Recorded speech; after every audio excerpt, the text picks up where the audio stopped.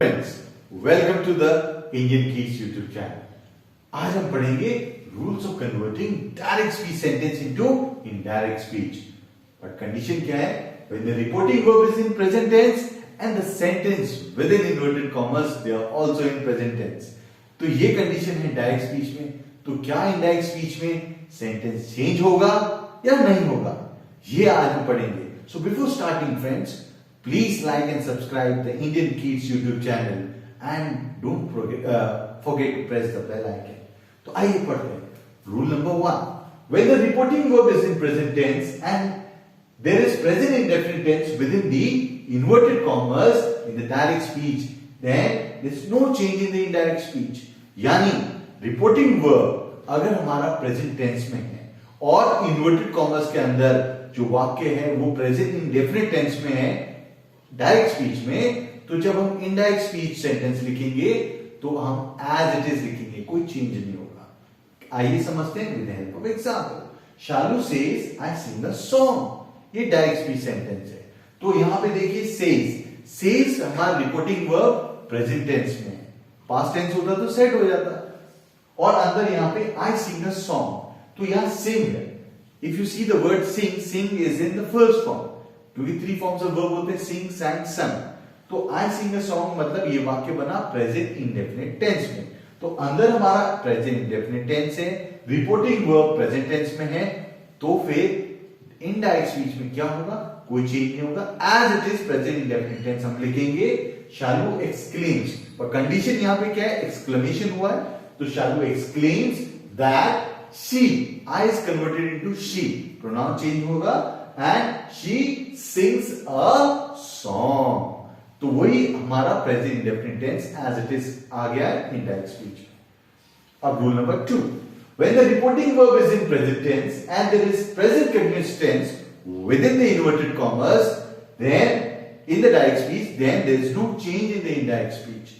यानी अगर reporting verb हमारा प्रेजेंट टेंस में है डायरेक्ट स्पीच में, और इन्वर्टेड कॉमर्स के अंदर जो सेंटेंस है वो प्रेजेंट कंटीन्यूअस टेंस में है डायरेक्ट स्पीच वाला, तो फिर इनडायरेक्ट स्पीच में क्या कोई चेंज होगा?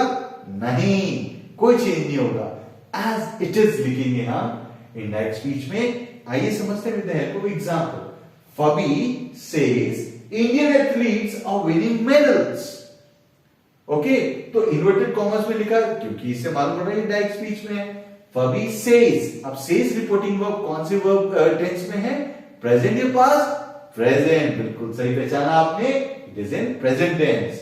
अब इन्वर्टेड कॉमर्स के अंदर कौन सा टेंस वाला सेंटेंस है? Indian athletes are winning medals. Are helping verb, is am are हमेशा प्रेजेंट में आता है, और यहां विनिंग है तो इसका मतलब कंटीन्यूअस फॉर्म है, क्योंकि जहां भी कंटीन्यूअस टेंस होता है वहां वर्ब का फर्स्ट फॉर्म प्लस आईएनजी होता है, तो विन प्लस आईएनजी विनिंग। तो यहां पे ये प्रेजेंट कंटीन्यूअस टेंस सेंटेंस है, ठीक है, डायरेक्ट स्पीच में। अब हम इसे इनडायरेक्ट स्पीच में कन्वर्ट करेंगे, चेंज करेंगे, देखते हैं क्या चेंज होता है। फबी रिमार्क्स, अब यहां पे सिचुएशन है, यहां पे फबी ने टिप्पणी करी थी, तो रिमार्क आएगा। तो फबी रिमार्क्स, एस क्यों लगाया? क्योंकि हम जोर दे रहे हैं, फबी ने कहा रिमार्क, फबी ने करा है, तो फबी रिमार्क्स दैट दे। अब दे क्यों आया? इंडियन एथलीट्स के जगह हमने दे रखा, ठीक है, जब प्लूरल नेम्स होते हैं तो दे आ जाता है, तो they are winning medals, as it is हमने प्रेजेंट कंटीन्यूअस टेंस सेंटेंस लिख दिया, तो ये हमारा इनडायरेक्ट स्पीच हो गया। अब थर्ड एग्जांपल देखते हैं, third rule. When the reporting verb is in present tense and there is present perfect tense within the inverted commas in direct speech, then there is no change in the indirect speech। यानी अगर reporting verb direct speech में present tense में है और inverted commas में जो sentence है वो प्रेजेंट परफेक्ट टेंस में है, तो जब हम इनडायरेक्ट स्पीच में कन्वर्ट करेंगे तो कोई चेंज नहीं होगा, हमें सेंटेंस प्रेजेंट परफेक्ट में ही लिखना है। आइए समझते हैं with the help of example. Principal says students have worked hard. तो यहां principal says reporting verb present tense में है, स्टूडेंट्स हैव वर्कड हार्ड, तो हैव से मालूम पड़ गया कि ये हैज और हैव हेल्पिंग वर्ब किसमें आता है? प्रेजेंट परफेक्ट टेंस सेंटेंस में आता है, और साथ में वर्ब थर्ड फॉर्म आता है, वर्क के 3 फॉर्म्स है, वर्क, वर्क्ड, वर्क, तो थर्ड फॉर्म आ गया। तो ये स्टूडेंट्स हैव वर्कड हार्ड, ये प्रेजेंट परफेक्ट टेंस सेंटेंस है। तो अब हमें इनडायरेक्ट स्पीच में कन्वर्ट करते हैं, तो देखिए क्या चेंज आता है। Principal says that they have worked hard, तो यहां स्टूडेंट्स की जगह हमने दे लिख दिया, क्योंकि प्लूरल बहुत सारे होते हैं तो दे में कन्वर्ट हो जाता है इनडायरेक्ट स्पीच में। तो principal says that they have worked hard, तो हमने एज इट इज ले लिया, तो it means there is no change. क्यों? क्योंकि रिपोर्टिंग वर्ब हमारा प्रेजेंट टेंस में है और अंदर जो भी इन्वर्टेड कॉमर्स में जो भी प्रेजेंट टेंस का फॉर्म होगा एज इट इज लिखेंगे। Now rule number 4, when the reporting verb is in present tense and there is present perfect continuous tense within the inverted commas in the direct speech, then there is no change in the indirect speech। यानी जब reporting verb present tense में है और inverted commas के अंदर जो sentence है वो प्रेजेंट परफेक्ट कंटिन्यूअस टेंस वाला होगा, तो भी जब हम इनडायरेक्ट स्पीच में कन्वर्ट करेंगे तो कोई चेंज नहीं आएगा। क्यों नहीं आएगा? क्योंकि रिपोर्टिंग वर्ब हमारा प्रेजेंट टेंस में। तो आइए समझते हैं with the help of example. Teacher says you all have been practising since 8 AM।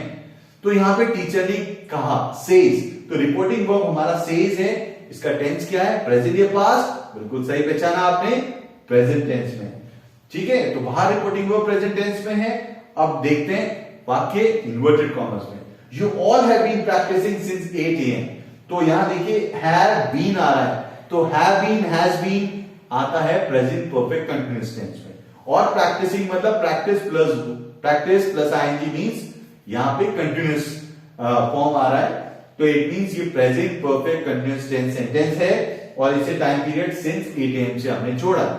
ठीक है, तो ये present perfect continuous tense sentence है इन्वर्टेड कॉमर्स में और रिपोर्टिंग वर्ब भी प्रेजेंट टेंस में। तो जब हम इनडायरेक्ट स्पीच में कन्वर्ट करेंगे तो क्या चेंज होगा, देखते हैं।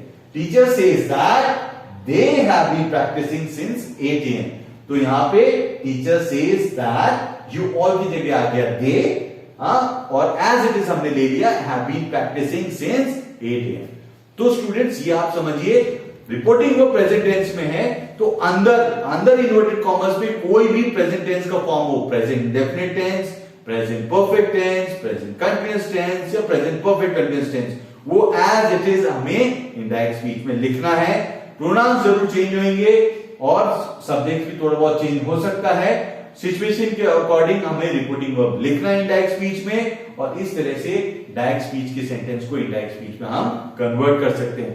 तो अगर आपको समझ में आ गया है तो मैं आपसे फिर रिक्वेस्ट करता हूं कि kindly watch a complete series of direct indirect speech, and if you like it please subscribe the Indian kids YouTube channel, and अपने फ्रेंड्स फैमिली मेंबर्स उनको भी बोलिए कि वो शेयर करें और सब्सक्राइब करें और बेनिफिट लें।